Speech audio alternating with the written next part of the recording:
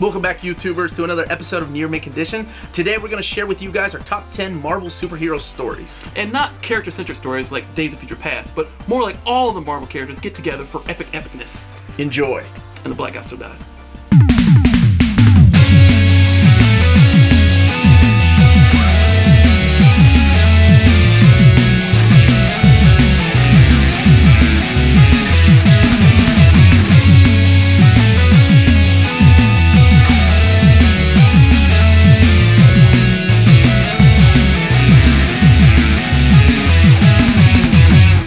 Today we're going to talk about our top 10 favorite Marvel superhero stories.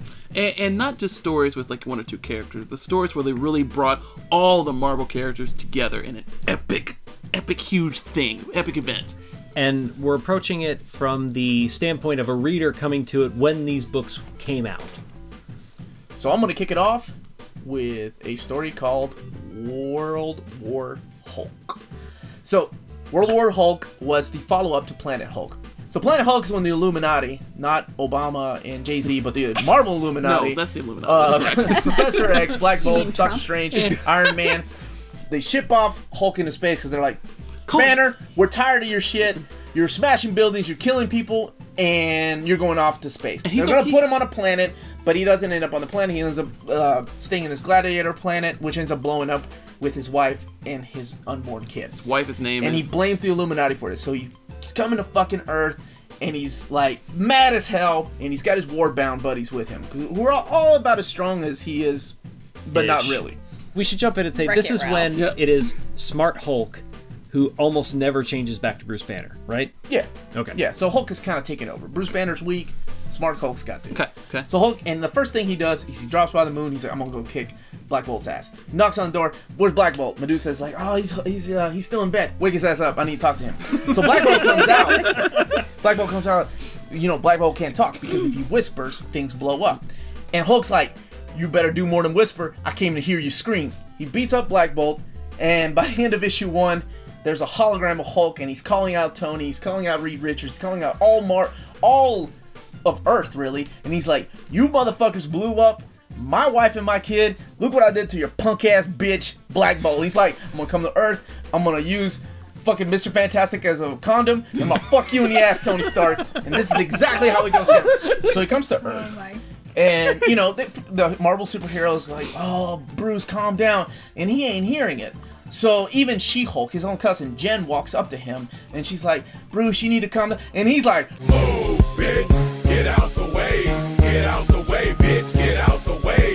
And so everybody's like, oh shit, he just hit his own cousin who's a girl. And the Hulk is like, I don't give a fuck. Where's Reed? So he's looking for the Illuminati guys, right? So right off the bat, Tony's like, well, I'm gonna go get my, Hulkbuster armor. He gets his ass kicked in the Hulkbuster armor. Eventually, Hulk just he wants to make them pay. But the way he does it is he makes them fight each other in a gladiator-style kind of fight. They're out of ideas. Even Doctor Strange is like, even my metal fist can't fight Hulk. What are we gonna do? So they go to the one guy this is probably the best use of this character since his limited series, which is the Sentry. The power of a million suns, right? So he goes, he's the kind of overpowered Superman who's kind of crazy and kind of a lame character, really.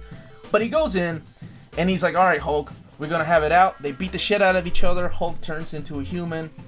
And by the end of it, everything's fine. Rick, his buddy Rick's like, oh, Hulk, you're back. Or is this Bruce. Rick Jones? Yeah, Rick Jones comes in. And he shakes his hand. Everything's honky-dory until one of the Warbound's like, fuck that. And he stabs Rick. And Bruce's like, why? And he turns into the Hulk again. And he starts smashing shit. And Tony's like, damn, man, come on, really? Come on, man. So We just got his shit together. Hulk looks at him and he's like, you gotta do it, Tony. You gotta feed me the gamma ray. So they made this thing come out of the satellite that feeds him a gamma ray. Feed me the gamma ray. You gotta feed And just me. slams him down. And it turns him into Bruce Banner again, where he is put away, and he doesn't really come back until a few years later. And then you find out that his son is still alive. But that's a whole different story. Acts of Vengeance was 1987-ish, and the whole idea of it's following up on a bunch of X crossovers, summer crossovers that all dealt with the X-Men. The Avengers are over there kind of like, oh, we're part of Inferno too. Loki goes around to all the different villains Loki's totally and says, Well, he's in disguise. They don't know it's Loki. They He's not think the it's- floating eyes or yeah, anything? they think Okay. it's just some doing weaselly the guy thing who's that just Loki got this does great best. idea. And he goes around to all the villains and says, you know what? Mandarin, you keep getting your ass kicked by Iron Man. What happens if you go fight the X-Men? Or things like that. And so he basically, the idea is you I'm mix... gonna Asian you them just- up is what's gonna happen. Yeah. you mix up all the villains and make just them fight the lazy different Susan heroes. it. Yeah. So you've got Freedom Force fighting the Avengers, and you've got all these different Magneto fighting Captain America. Juggernaut fighting the Hulk, which was probably the best fight of that, where you've got the Thor throwing the hammer at the Juggernaut, and he just stands there, Juggernaut and then he punch! grabs onto it as it flies back to Thor and just beats the shit out of Thor. And that issue of Thor also introduced the New Warriors. Oh God! Yeah, it's the bad guys end up, of course they do. They end up fighting themselves. Doom was a Doom bot the whole time. The best part of Acts of Vengeance is you get this great comeuppance scene, this fight between Magneto and the Red Skull, where, were you really the Red Skull that served under Hitler? Yeah, I was. What of it? They're like, oh, let's fight. And then Magneto, You know who I is? Mom is. and Magneto leaves him in a bunker with water and nothing Toilet else, paper. like underground. And I mean, that's like the best story from it. And but it was so much potential. Maybe not the greatest payoff, but it was really fun. I'm going to talk about Civil War. It has the same premise where we have there was a big fight where a bunch of people got killed. A bunch of people are New fighting. Warriors. New Warriors. Eh, Right. Those are not my New Warriors. They were a bunch of fucking wannabe, made-for-TV New Warriors. Anyway, go ahead. So they had decided to create the Superhero Registration Act, right? So this is where, like, okay, if you're a superhero, you have a mutant power, whatever, you need to fill out this act. And of course, like Tony Stark and Mr. Fantastic and Ant-Man are all like, yes, we gotta totally sign this thing, right? They're cool with this. But then Captain America, Falcon, and Goliath, all the black people, Luke Cage, are like, no, we're not gonna sign this. We This is gotta ridiculous. fight for our rights. We gotta fight for our rights to protect the people and, like, protect our families and things like that. So wacky hijinks ensue, and there's we have Tony Stark and his guys are going to chase like the people who are not signing. But then we have the people who are that Captain America is leading. He's going in, he's fighting like bad guys and things like that, and he's doing his job.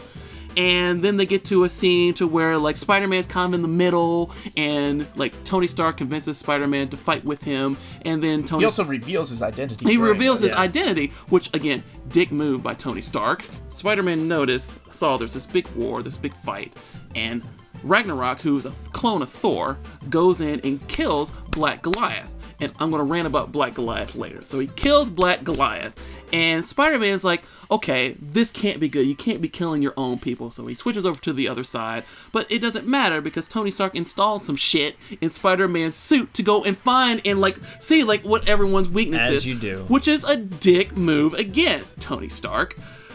So they're fighting, so everyone's fighting, and so it's like Captain America fighting Iron Man, and they're going at each other, and so there's a scene Captain America is pounding on Tony Stark, and punching, and everyone's like, stop, you need to calm down, He's like, because it's kind of Captain America's fault. This is kind of a thing, and the whole point, Captain America was trying to prove that we don't need regulation. We can do what we need to do without being regulated, without being co-signed. And here he is pounding the crap in front of all these people, Tony Stark, and it's like, okay, maybe I am wrong. So he goes off to jail.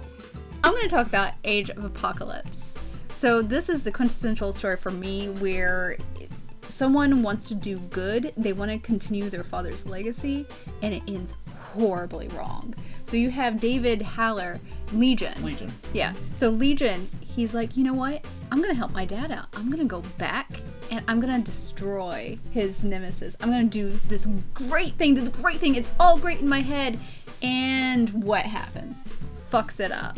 He created this alternate reality called Age of Apocalypse. So Apocalypse takes over 10 years basically earlier than he would have originally.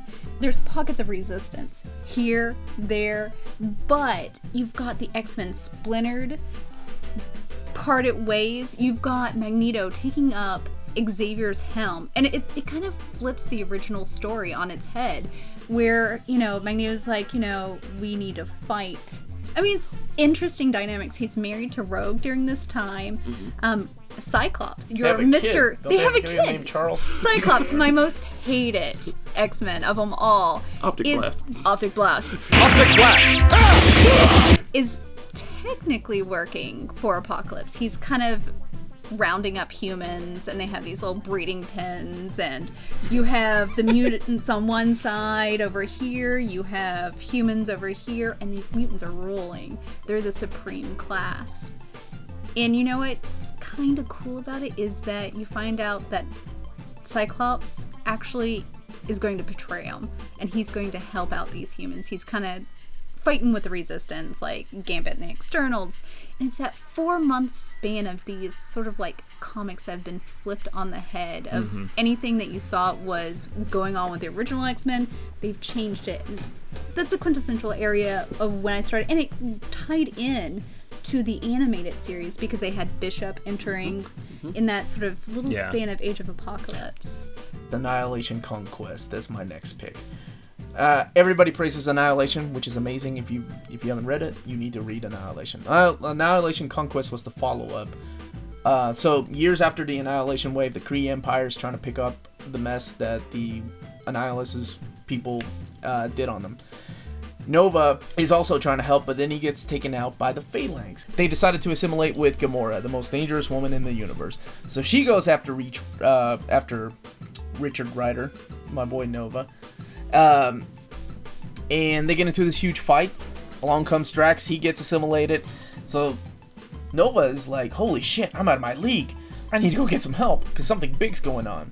Well, it turns out that Phalanx had help from our buddy Ultron. This is the beginning of the Guardians of the Galaxy that we come to love. Like, this is not Jim Valentino's or classic Guardians of the Galaxy. This is a team led by Peter Quill, Star-Lord, who was kind of fucked up at first, but he gets a little better with some Kree technology. And a tape train. So he's brooding because he's done something bad as Star-Lord, and so they're like, well, look, you're gonna go on a suicide mission.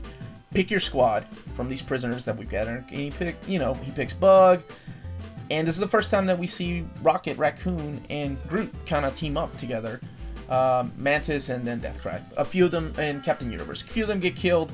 But by the end of Annihilation Conquest, when the new Captain Marvel becomes Quasar and takes down a huge Ultron, we have the new Guardians. And that team is my favorite team.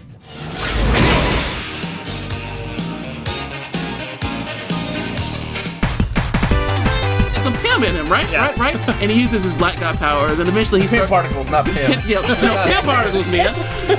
So he forms the West Side Avengers. No, that did not happen. Yes, it did.